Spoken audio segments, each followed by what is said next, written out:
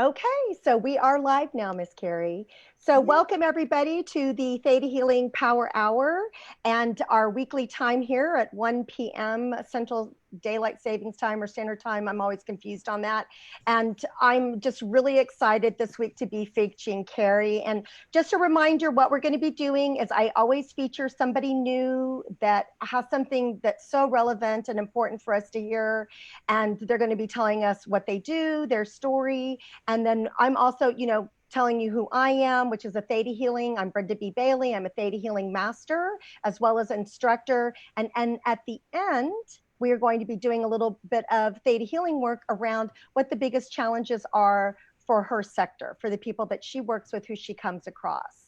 So and it's so funny because I've known Karrie for a little while and I was like, oh, I need to double make sure that I say her name right. And it's Karrie Brazaski. Am I right, Karrie? Perfect. Good job. So Karrie is a founder of Redwood Executive Coaching, where she helps organizations and leaders go from burnout to on fire, igniting the potential. So she helps leaders unlock their potential while overcoming chronic stress and overwhelm. So Karrie has personally experienced the ill effects of stress, anxiety, and burnout. I'm sure many of us can relate. She has witnessed firsthand the damage it can do within an organization, a person's career, and individual lives. So after 15 successful years in hospitals as a chief nursing officer and chief operating officer, Karrie hit the hard wall of burnout. Forced to leave a profession that she loved due to lack of support or resources. So she's now more passionate than ever to ensure nobody else has to leave because of burnout. She is on a mission to ensure nobody ever gets to the point of throwing in the towel and saying, I'm done. So that is why she is passionate about sharing the gifts of stress resilience, burnout recovery, self care, and holistic wellness as a means to improve overall performance. So she has 25 years of healthcare experience, her baccalaureate degree in nursing from the University of Florida, master's of organizational leadership focused on strategic change from Colorado State University. She has specialized training as a certified stress management coach, certified transformational nutrition coach, trained yoga nurse, and certified yoga nidra teacher. So we'll just take a minute to all be impressed. Hey, Karrie, how are you? I'm great. Thanks so much for having me here today. I am so glad that you are joining us. So, you know, I think a lot of times as people like move into what they do, it's because of what they have experienced. So you consider yourself a burnout expert. How did that happen?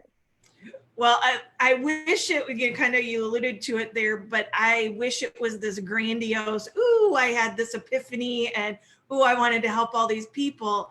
Unfortunately, as you mentioned earlier, I was a hospital administrator for 15 years, loved what I was doing until I absolutely hit the wall of burnout. I was physically, mentally, drained. I was sick. I was one of those people who said, I am sick and tired of being sick and tired. And the only way that I could, at the time, envision getting well was to actually leave. And so that's what I did. And I had to go on a whole kind of healing journey of my own and exploring multiple modalities, because when they say it's lonely at the top, it truly is. And a lot of people envision that there's a lot of resources for those top executives and top leadership. There's just not. And so I had to leave. And so now, as you say, I'm on that mission to make sure that no one gets to the pinnacle of their career to where they have to throw in the towel because of stress and burnout. We should be able to leave when we want, not because of health reasons and everything else. Well, I'm sure a lot of people can relate to what you're saying. And it happens in so many different areas of our lives, right? Yeah. Because I don't want to exclude anybody, but I think as women and as caretakers, caregivers, anybody that's in any of those industries, everybody kind of faces it at one point or another. And it's kind of cool that Karrie's around and she's wants to make you aware of things so that it doesn't happen, so we can be, what is it, prepared and getting things in place and in maintenance kind of deal, instead of having to be and putting out fires and, figuring out everything. And again, if you know of anybody that could relate to this, please tag them below. Please share this, because again, we're not just talking healthcare workers, even though they are at the forefront and this is Karrie's area, but there are a lot of people in a lot of different areas that can relate to this for sure. Right, Karrie? I mean, I think you would agree with that. Yeah, healthcare has their own unique things that set them up for burnout.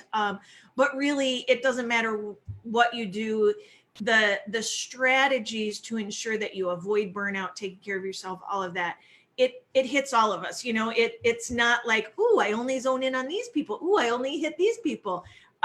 We all have the potential. And as you say, women, we actually are at a greater risk. There's actual statistics and research that women get burnout and that at a higher rate than men, as well as just having that whole mental load. There's just so much that we put on women. The other thing is that, I always laugh. When I was a kid, they always told you could have it all. You can bring them the bacon and fry it up in a pan. Remember that?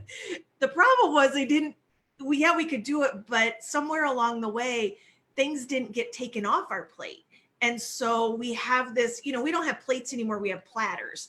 And so it's balancing all of that. And when you don't do it well, or you neglect certain parts of your life, it just sets you up for burnout. Absolutely. So the name of your organization is Redwood Executive Coaching. And so there's a meaning behind that and a story. What's that? Yeah, so the Redwood is very much like a lot of my clients, in that we stand tall as leaders. We are strong. And, you think of those just massive redwoods that are so beautiful. Well, what happens in a redwood is that they actually get what's called heart rot, or where the inside can burn out and the exterior, you can't tell at all. And so it's very much like people who are going through burnout. You create this house of cards. Everything looks great from the outside. You are plastering on the smile. You may even be the queen of, fake it till you make it, when it comes to things that you have to do in your professional life. But on the inside, you are crumbling and burning and breaking. And it's just like that redwood. The other thing that I find is very unique is that we as women, we try to hold each other up and be supportive. And we do that in our leadership roles as well. Well, it's exactly what the redwood does. And so they intertwine their roots so that they can then grow taller and stronger. And so that we're stronger together than we are as any one individual.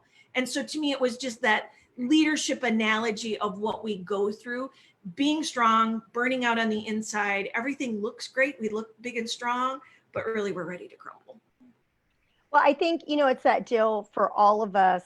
And is that no matter where I go, I'm always there. Yeah. And it eventually, and I feel like that's also part of what's going on a bit now with people being in quarantine, is that they don't have all the distractions and it's uncomfortable. Yeah. And for some people, it's been a godsend. And for other people, it's been their worst nightmare. Right. And so it just depends on where we're at, what we're willing to look at. And, because I would venture to say probably that in quarantine, if people are willing to look at it, they're on the road to be able to avoid what Karrie's been talking about and what she's gone through. If you're willing, again, we always need to get help. It's always nice, but these are individuals. And Karrie also works with organizations. She works with the HR departments, that type of thing, right, Karrie? Yeah. Right. Because it's our right. It's like it trickles down, right? So even as an individual, if somebody works on themselves, they're still in that organization that is supporting them not to be like that, right? So that's really where her heart is lying, is to help so that everybody can be supported where they work and where they are. So, which is, what people are understanding. And again, they're even seeing that people are more productive and have better self-care in working from home. Like, I think a lot of companies never realize that. So that's going to be a whole new component that's going to be added for people in order to be able to support them. Well, and I'll add that, quarantine, this whole lockdown, wherever you are on it, it either has allowed you, as you said, to slow down, but it's added new stressors. People, moms are now teaching, and dads are teaching their children at home now. You've got everybody in a home, or, maybe some of your viewers are solopreneurs where they're working out of their home and now they've got their whole family. They're used to everybody going off and they could do their thing. So there's a lot of change. And so what I tell people is that there's a reason that we have toolkits and we have toolboxes. A builder can't go just use a hammer and build a house. He needs a multitude of things.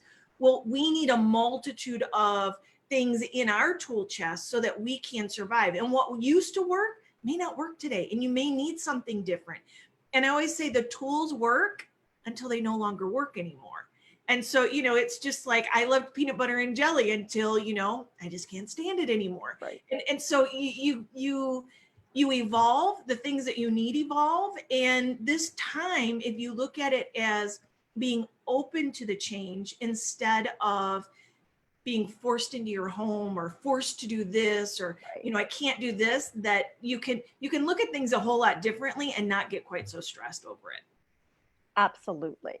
Absolutely. And I think the big thing is that that's what I love. When I started on this journey, like, I've been on my own self-improvement, looking within myself for 29 years. It was that I, at a fairly young age, I'll say 3, no, I'm just kidding. But I realized, like, that I needed to, like, that the more I was acquiring, the higher I was moving up, the more accolades that I had, the less unhappy I was becoming. So I knew that something was not right, like something, and I really started, you take certain courses and you get certified, right? And so it was never my intention to take anything in order to be able to use it for a living. It was always about myself. Mm-hmm. So, when I came across ThetaHealing, I already had 8 different certifications in integrative healing. And since then, I've got 13. But the deal is that I say the first 8 got me to ThetaHealing.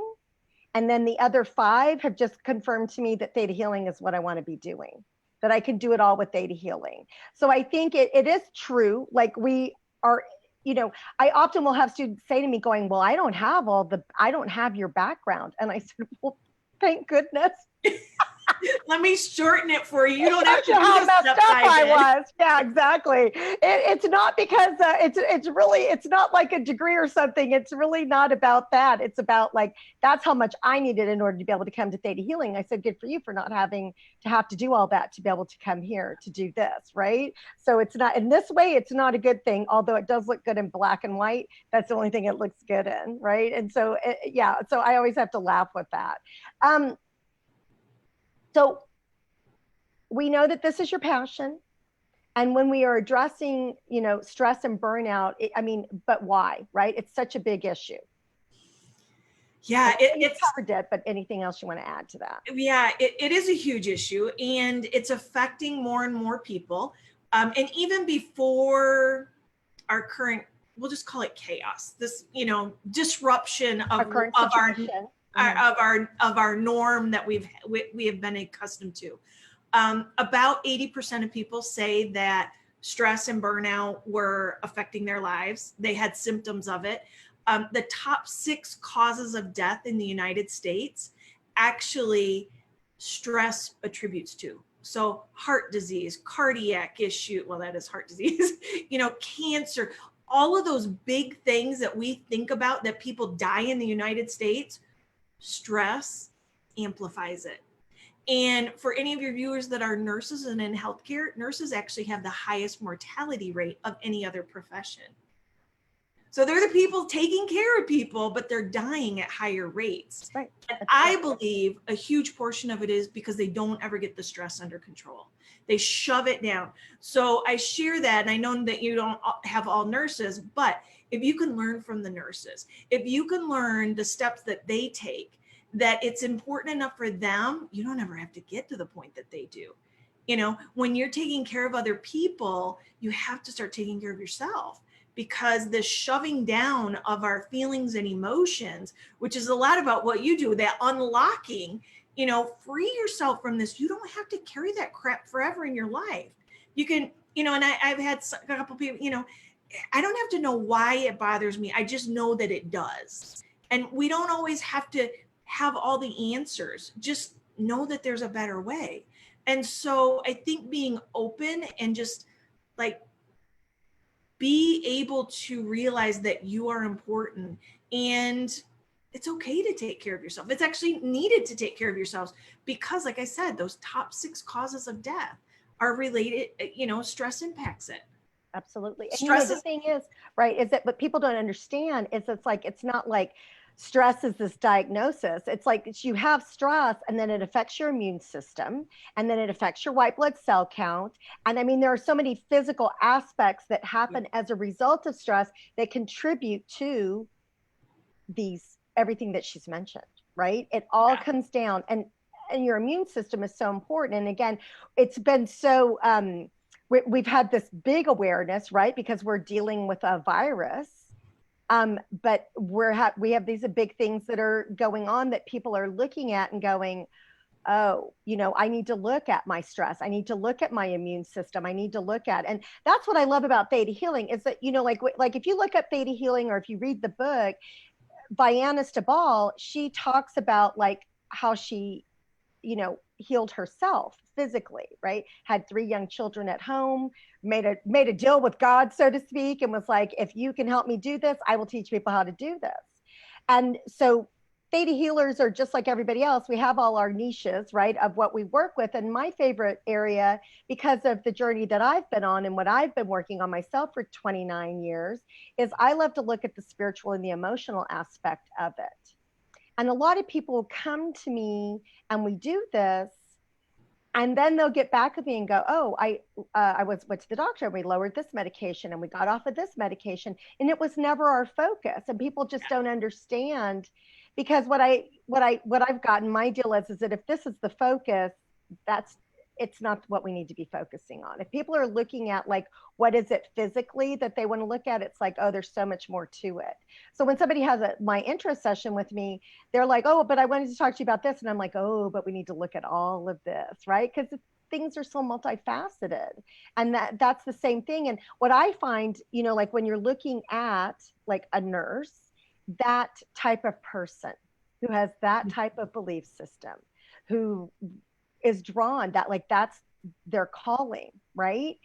Mm-hmm. They're going to be more susceptible to certain things because they are so loving, giving. I mean, granted, yeah, you can tell some of the nurses that are on burnout and you see them in certain places and you're like, I know you used to love this. Like you're thinking in your mind, I know that you chose this because you loved people and you're not really seeing it from them in that moment. But it's because of where they're at in their stress and burnout and being overworked and, you know, understaffed. And I mean, all the things that are happening for all of them. But then you see the ones that still, it doesn't matter what's going on. They're still all about the patient, who you are, how can I help you? You know, I mean, I was raised with a nurse. So really? Oh yeah, my mom's a retired nurse.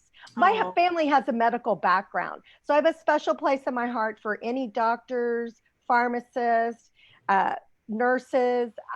I grew up around that, in that area. So Karrie didn't know that about me, but it's why, and it's why a lot of my clients, right, are from the medical field. And I think it's because it's like, you know, you're my aunt, uncle, or mom, right? So, or dad. And so it's just that thing where I've just always been around. And I think some people get intimidated by people who are in the medical field, but it's who I grew up with. So it's like no big deal. So, and I always have to laugh because that's the big thing, is that everybody always wants to know why. Like psychiatrists, my clients, as well as my students, they always want to know, they're used to knowing the why from the perspective in a different way than what we do. Like what Karrie's saying, like, I know we know what we know and we don't know what we don't know. And then all of a sudden we become aware, like, I think that what I know is not how I want it to be. Right. And then they start like looking. But the thing is, as human beings, what we pretty much know is what we don't want. It just ends up happening because if we had the experience of what we wanted and we had the beliefs and everything else that supported it, we would be that. You know, I often say, if you want to know what you believe, look at your world. Not how you think, not how you feel, look at what you're creating, and it's there for you. Right. So that's the thing that makes it so. And I think that that's why when we look at nurses, you know, what's going on with them, because they either have to get a really tough exterior, but then that takes away from the beauty of who they are and why they chose their profession. So Well, I have a theory on that. go ahead. So I call it the crusty nurses. And I used to be incensed. Like when I was a hospital, and I was like, how can you be so callous? How could you be? And what I really realized, they're not calloused at all. They are hurting. And I'll try not to get choked up. Sorry. Well, I get But it. really what's happened is they have created walls, and they have put so many walls around their heart. And I talk about how nursing as a profession is death by a million paper cuts to your heart.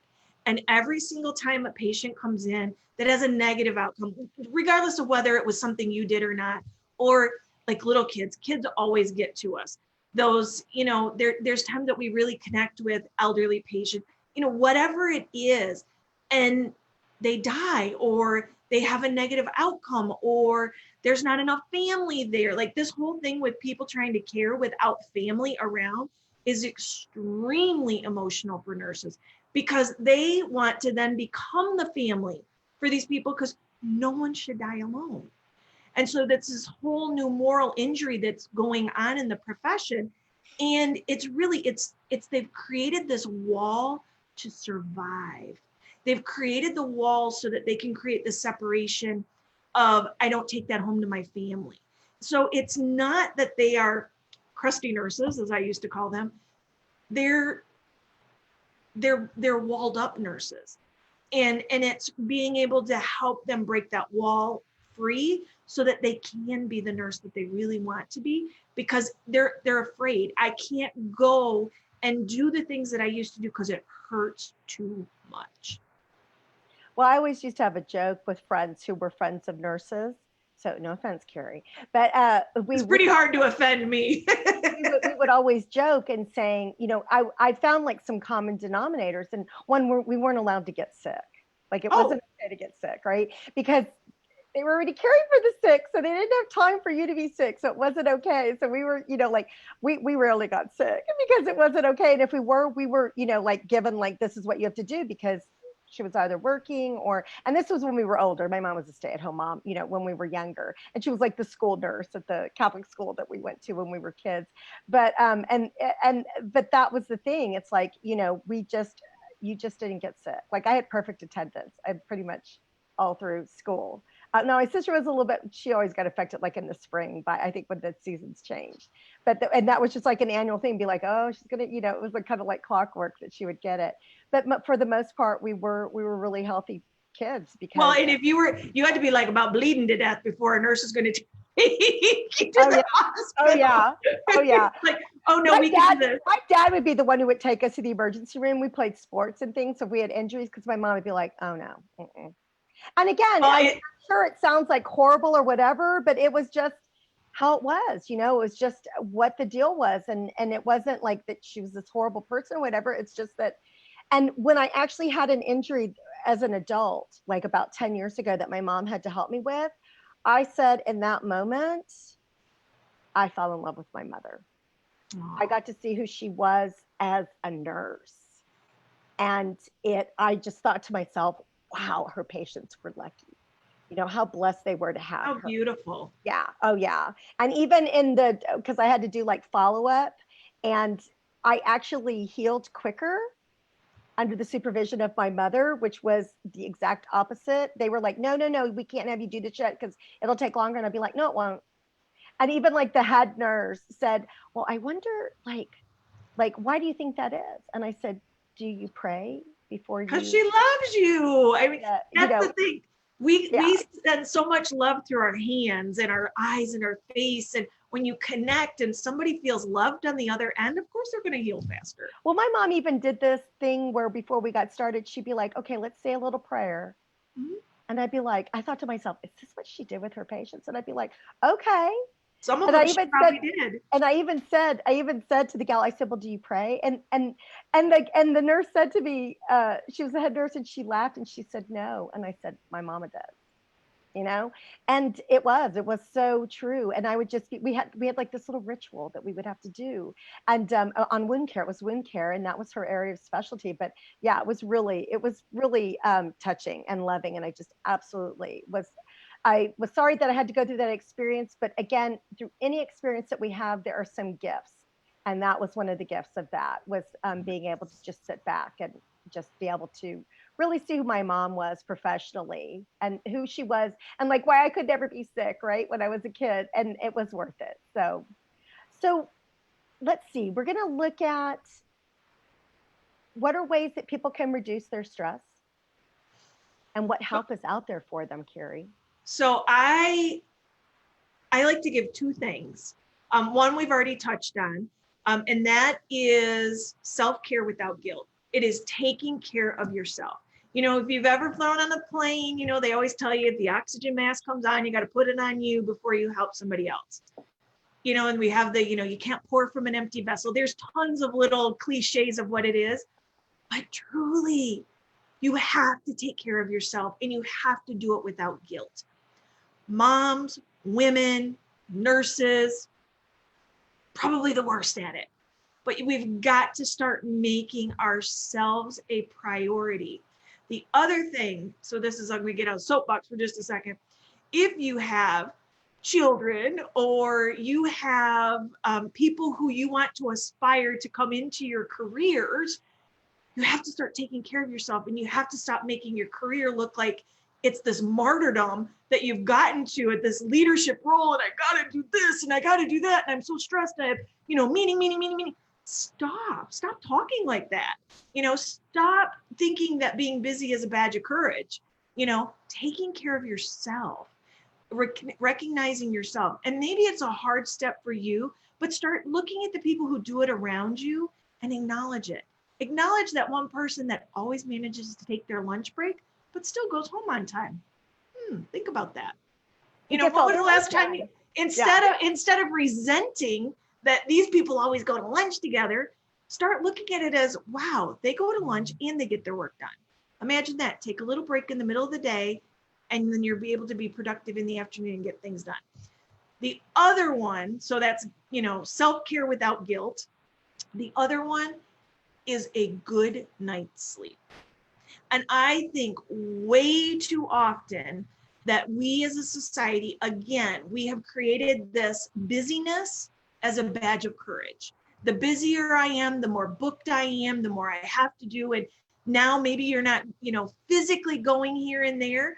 So now you've created Zoom calls. You've created, you know, these networking opportunities for my children.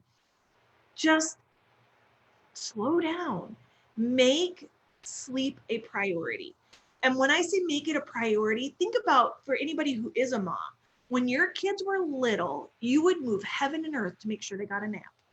You would move heaven and earth to make sure that they got to bed on time, because if they weren't, you knew they weren't going to eat right. They were going to be crabby. They were bears. Well, guess what? You are too when you don't sleep. You just may not know it, but the people around you are like, ooh, you know, go away. So you had that commercial when you see like here when they're like eating a Snickers Betty bar. White, yes. Yeah. That's what you are when you don't sleep. And our body needs to be able to rejuvenate itself at night. And I give the analogy that's kind of like a wash machine. So if you think about your brain needs to be able to detox, clean itself out, whatever. During the day, our brain cells swell from everything that we go through. At night, it's like it goes through and it cleans it. Now people think, oh, I need lots of brain cells. That's good. Big, you know, they think of a brain cell like a muscle, but that's not how it is. Think about it as like when you have a sore throat and your glands get swollen. That's what happens, kind of analogy in your head. So at night, it goes through and you're able to clean that all out and start refreshed the next day.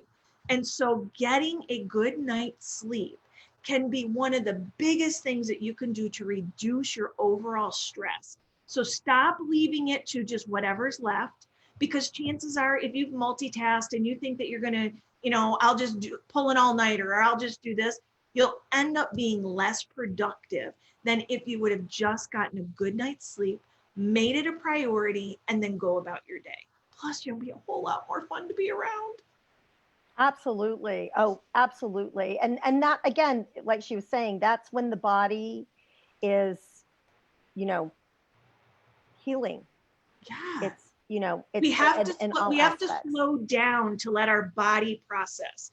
I talk a lot about, we live a lot of times in our in our sympathetic nervous system, that go, fight and flight.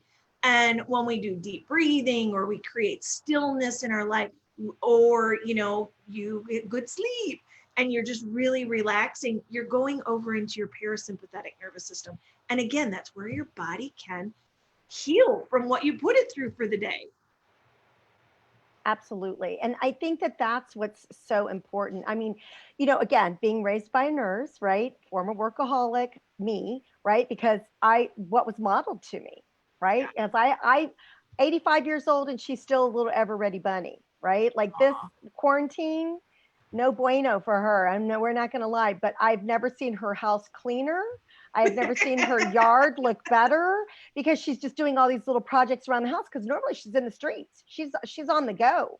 She never stays home, right? So it's just so funny to see, I keep going, get to your closets, but she's not there yet. She'd rather work outside for now. So it's all good, but I just have to laugh because she's all like, and I think that that's also one of the things that I've been like so impressed with people, because you're like on social media, and people say, so what have you been up to with quarantine? And I just love seeing that people are like saying, staying in my pajamas, sleeping. Because you know what? I'm sure they needed it if that's what they're doing. And it's like, and I just don't believe in shaming people for them making the choices, because again, it's saying no is what the deal is. It's saying yes to yourself and saying no to other things. You're not going to miss anything. You're not going to, um, everybody's going to be okay. If you get your sleep, if you take care of yourself. And in fact, they'll do it better because you'll do it quicker. You'll do it, you'll work smarter, not harder. All of that, when you're moving slower, when you can't think as quick, it takes longer. Yeah. Way longer. So, for sure. And then, typically, if someone is experiencing burnout, ready to toss in the towel, how long does it take to recover? Well, if you go on the Karrie model where you tried all different things, it takes a while. But I can tell you that when I work with clients, you can get out of burnout pretty quickly. But what you have to be able to do is, so like I work with people in a very intensive 1 day, full day. We can get you out of burnout and really get you reset. The issue is then you need to do the activity that is going to create that hardwiring into your life for about 20 minutes a day. So I tell people, if you can give it a good day where you can really set aside and really get to the root of what's causing the burnout, get a complete reset, you can go forward and be able to, in about 20 minutes a day, maintain a whole reset for yourself. It doesn't have to be, and I even have, like you said, I have been classically trained in some modalities where it's, at minimum, you have to do these 45-minute to hour and a half. People don't have time for that. Right. 15, 20 minutes, that's all you need. And on days where you don't even have that, 5-10 minutes where you create the practice that works for you. And it's that consistency. And again, the tools work until the tools don't work anymore. Absolutely. And I think that that's the thing. People, I would absolutely agree with you, Karrie. People will find processes that will work for them, but they can't fit them in their lives. Like it doesn't make any sense. And I feel like that, as we've evolved, as we've become clear, as society, whatever, vibrationally, that's what I love about theta healing, because it works quick, right? Yeah. And it makes a change immediately. And even what I offer, like for people, like as as watching the live, thank you so much, right? And so I know Karrie has offers as well, and we're going to tell you some things after we do a little work. But I have a 1 minute meditation for people, and I tell people, do it first thing in the morning, last thing at night, 1 minute. So give yourself 2 minutes, right? Can just like make that commitment for 30 days, see what the difference it makes, if any. But for like people, like I hear from people within a couple of days going, because nobody can believe that something can help for just doing it 2 minutes a day. But you know what? It's out there, right? And you have to be willing. So it's not like you have to, go to a monastery for a year. And there are so many other tools and things that can happen whenever because when we deal with theta healing, what we're doing is we're bypassing the brain. So again, for anybody who's in the healthcare industry, we know they're pretty smart, right? Because they take a lot of science in school, so they had to, and math, so they had to be pretty smart to be able to do what they're doing for a living. And a lot of times we can get caught up in our heads, right? And so Not a lot of times, like 99% of the time. well, I'm trying to be nice here, Karrie. I'll speak for us. No, Karrie can say that because she's there, right? But I'm like going, well, so the thing is that if we rely on processes that are just about the brain, it's going to limit us. And that's why theta healing works so quickly and is successful, because it goes beyond the conscious and the subconscious, and it works at a cellular level where the work needs to be done, like that, what our bodies can do for getting enough sleep. I mean, there's the analogy there, right? Of course, it's healing and doing very specific things.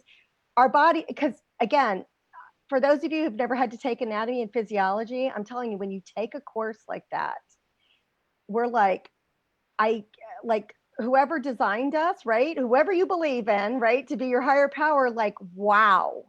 Because when you study systems, when you see how our body works, it's amazing. And of course, when something's off, it throws everything off. That's how the system works. And anybody who has a computer background or anything like that, when a glitch happens, it throws everything off, right? And so I'm just actually experiencing the glitch like in my software, because everybody's telling me they're getting this one email that I did not send to that. And I'm like laughing, going, at least it was a nice email. So anyways, I just have to go see where that glitch was, so that's, our bodies are the same way. And so and they're meant to heal themselves. Absolutely. You just have to create the right environment. Absolutely. Absolutely. And these are people who have worked, I've had to study anatomy and physiology as well. And it's like, and when you look at that, it's like you really understand it and can appreciate it. So we want to bypass the mind. We want to be able to heal at a cellular level, and we want to be able to do it. For myself, it's quickly, right? Because again, time is of the essence. For me, time is where I've got to put into other places. So whenever I work with a new client or student, because I also teach this, we always make sure that 3 beliefs are in place. I want an instant healing, I deserve an instant healing, and an instant healing is possible. Because if you don't believe that you want, deserve, or that it's possible for healings to be instant, it's going to make everything take a lot longer with this process. And honestly, in 14 years of doing this, nobody ever has these. And if they have them, they have one. Because like in person, we muscle test. Right now, we're not in person, right? But in person, we use kinesiology to establish what those beliefs are. Because people can tell me how they think and how they feel. What you're creating your life is what you believe, and we hold those on a cellular level, which is why we want to bypass the brain, right? So in order to have the work done, it's a very complimentary, very respectful modality. You just have to say yes out loud. And again, why do we do that? To tell our brains that we want it, to tell the universe that we want it, to tell whoever is our higher power, mine happens to be God, that we would like this. So the 3 are, I want an instant healing, I deserve an instant healing, and instant healing is possible. Would you like those? Just say yes out loud. Yes.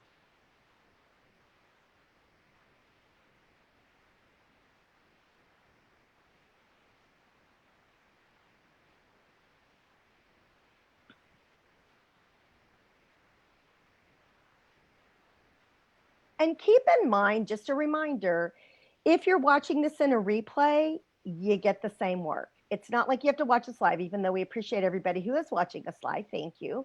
But watching the replay, you'll get this just by saying yes out loud. I say you don't have to scream it at the top of the mountaintops or say it loud. If you're in a public area, you can just say yes, right? Nobody needs to hear it like shouted, but that's all you need to do. And what I really like to do is I like to find out like, and who I'm talking to, like what they feel like the challenges are with their clients, with their in their area. And so Karrie, what I have, because I always ask ahead of time, Karrie said the two things are taking the time to care for themselves, which goes hand in hand with realizing that they are a priority, and asking for help is not a sign of weakness. That's a huge one. Because people, and believe me, it's not just in the medical field, but people are so used to giving help because they don't want to ask for help.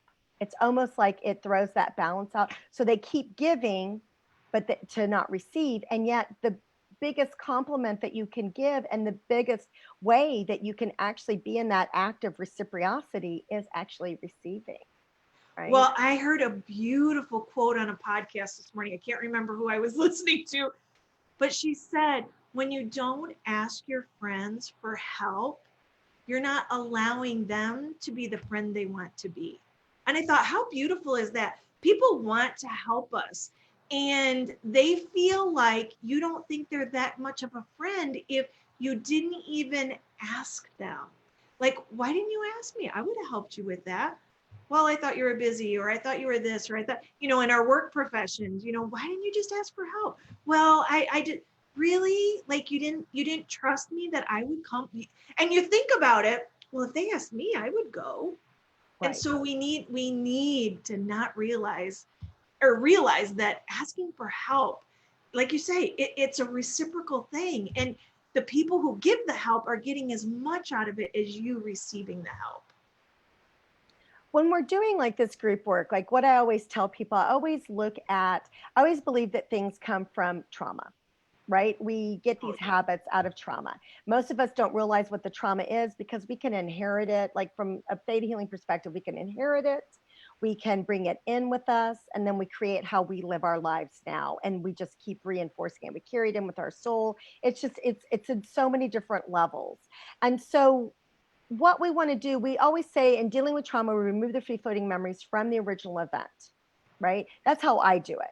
Because you can possibly know an event, but more than likely it's not the original one. Just saying, right? Because we're all just, because I often say people could already have changed it, they would have done it by now, which is why we have to get help outside of ourselves. Even if it's that simple thing of asking for help for like love and support, we can't be everything for everybody, including ourselves. So one, let's go ahead and change that because that's actually a good one. Let's remove the obligation. So an obligation means we don't have a choice. So we're going to change the obligation that we have to be everything for everyone, including ourselves. And then let's also change, let's see, that it is not possible for us to take the time to make ourselves a priority. So we want to change that taking time for ourselves will take away from somebody else because we know it's the exact opposite, right? Yeah. And we also want to change that it's not possible for us to be in the natural law of reciprocity, which is an equal amount to give for an equal amount of take, right? So it's an equal amount of giving and receiving. And so we want to be able to even out, like I'm going like this, we want to be able to even out so that it's not like this or this, that it's like this. Mm-hmm. So, and we want to change that for whatever reason, we're not able to make ourselves a priority. And we also want to forgive ourselves for any of these that we've done, like not making ourselves a priority, not being willing to ask for help, not asking, again, that was then, this is now. All we can do is forgive ourselves and do it differently. So let's go ahead and change that it's possible to forgive ourselves and to do it differently, right? So if you would like any of those, just say yes. Out loud. Yeah, there you go.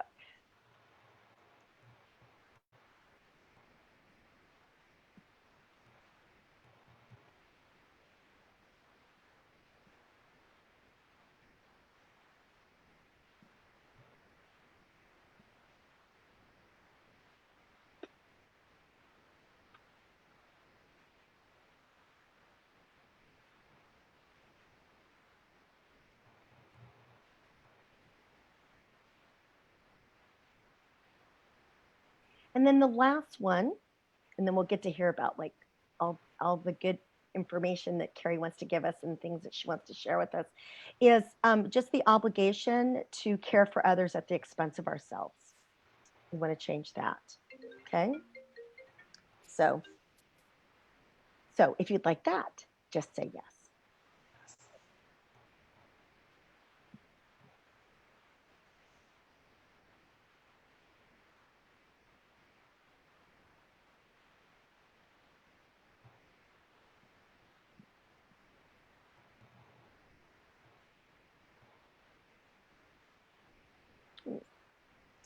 So Karrie, tell people how they can, this is the thing, right? Like, again, guys, if you know somebody that they would benefit from the conversation that Karrie and I have had, the information that we've shared, please tag them, share it on your timeline, tag them there, however that works for you. Karrie and I just want to help people, right? We come from the same place. So if anything that we've said has, Karrie's going to tell you how to be able to get a hold of her, right? Like, so if you want to be able to have a conversation with her about what she's talked about, connect her with some departments or other organizations that would benefit from her expertise of burnout, on burnout, right? Not to do it, but how to not have it. So, Karrie, how can they get a hold of you? So very easily, it's redwoodexecutivecoaching.com. There's a place on there that you can reach out and make an appointment, send an email, give us a telephone call, anything. And then the exact same thing, Redwood Executive Coaching on Facebook. Or if you're a LinkedIn person and you want to directly link to me, it's Karrie Brazaski on LinkedIn. So very easy. Nice. So, do you have something now? Do you want to talk about the nonprofit? Is that something that you want to talk about, like this new project? I can share it. So, in addition to, so this is exciting. This is like so new. As a matter of fact, after this call, I'm going hot to off the presses. You heard it here, folks. We have recently started a brand new not-for-profit called Helping Healthcare Heroes. And so we'll be at helpinghealthcareheroes.org. And basically what we're doing is we are creating a sanctuary for well-being for healthcare professionals. I have Brenda and I share a fabulous mentor, Kelly O'Neill, who wanted to give back. She had a lot of friends who were in the medical profession, nurses, doctors, and she wanted to give back. And there really was no charity dedicated to them. When you look at all of the charities related to healthcare, it's all about, which is just, it so goes to what I talk about. It's all about taking care of their patients. It wasn't about taking care of them. And so this will be a community where we create a wellness, a spot where they can come and get some tips and tools on how to improve their personal resilience so that they don't get burnout. So we are putting it all together. And again, I'll pass on as soon as we have all of our assets and everything up so that you can really start joining us. But it will be helpinghealthcareheroes.org, and then we'll be at the same place on Facebook. So I'm very excited about that. So connect with Karrie so that you can be aware of what's going on. And see, I think that that's amazing, because what I know about Kelly, right, is that, because I saw her like posting, like, can somebody I would like to, give some money, right, to an organization. And that's when she found like there's nothing like this. There's nothing out there. And so I'm going to do it, right? And And then it was really quick because we had a call. It was like 8:30 on a Wednesday. And she's like, hey, what do you think? Can we actually, yeah, no, it was on a Thursday. And it was like 8:30 in the morning. Can we do this? I'm like, yeah, we could do it. We could. And I like researched really fast. And she's like, great, we need a name and we need to know by 10 o'clock because I'm announcing it. And that is how fast. I mean, we had maybe 2 conversations prior, realizing that there really was nothing out there for healthcare people. And so, boom, now we've and it's got right up Carrie's alley. So it. Yeah. she partnered with the right person, right, to be able to carry this forward. So I think that we have become painfully aware of the love and the support that we're getting from healthcare workers, and that there needs to be something like this in order for us to be able to support them and give back in the way that it's needed, right, for them.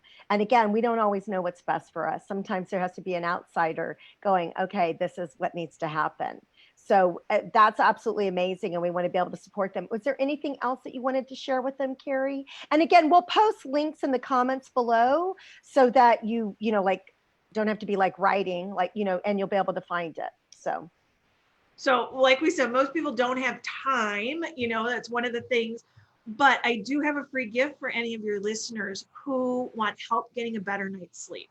So I have a sleep yoga nidra, so it doesn't take any extra time. You can actually turn it on as you drift off to sleep, and it is called Peaceful Sleep.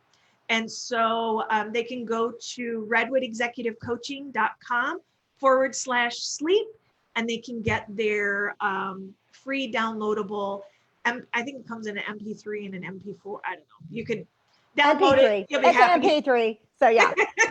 It's an But audio file. It's an audio file, whatever you want to call that. Right. It is an audio file. She didn't say she was like, you know, a technology expert. That's not her area, right? Nope, stay in my lane. She knows what she knows, exactly. We all stay in our lane, exactly. So, and again, you know, I'm actually, for the first time in 20 years, ThetaHealing is allowing us to teach the prerequisite courses, so the basic, advanced, and dig deeper, virtually. Like, I literally have signed a contract over the last 14 years saying would never do that. I had to re-sign a contract. It's a huge deal. People do not understand this. So I actually am teaching the basic class, which is the first class anybody has to take, this weekend. It starts Friday. So if you have any questions about that, or, and again, if this isn't like the right date for you, but you're like, I might be interested in that modality and doing that, contact me. Or I'll put a link down below if you just want to be on the list to find out future dates. And then if you want to have a chat with me about any questions you may have about ThetaHealing or classes or sessions or anything, I have a URL, Chat with Brenda B. Okay, www.chatwithbrendab.com, where you can just schedule a little meeting with me, a little chat with me, and we can chat.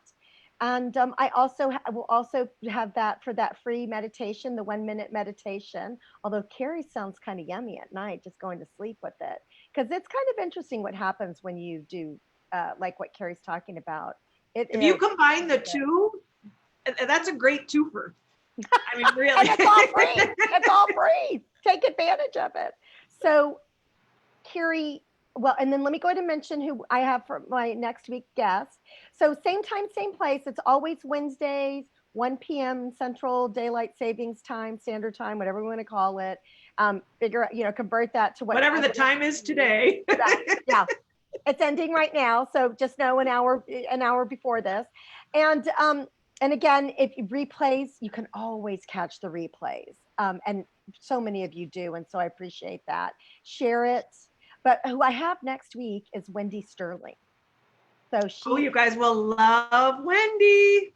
She is a divorce recovery. So I think there are so many really cool topics that we can cover. And so I'm really looking forward to it. And of course, Karrie knows Wendy, and she's pretty amazing. So I only have amazing people, just saying. So Karrie, thank you so much for joining me and for sharing your heart, right, and your expertise. I know I appreciate it, and I'm sure so many of everybody who's watching us on Facebook does as well. So Thank you, everybody. Thank you. Thank you so much for including me in your specialness.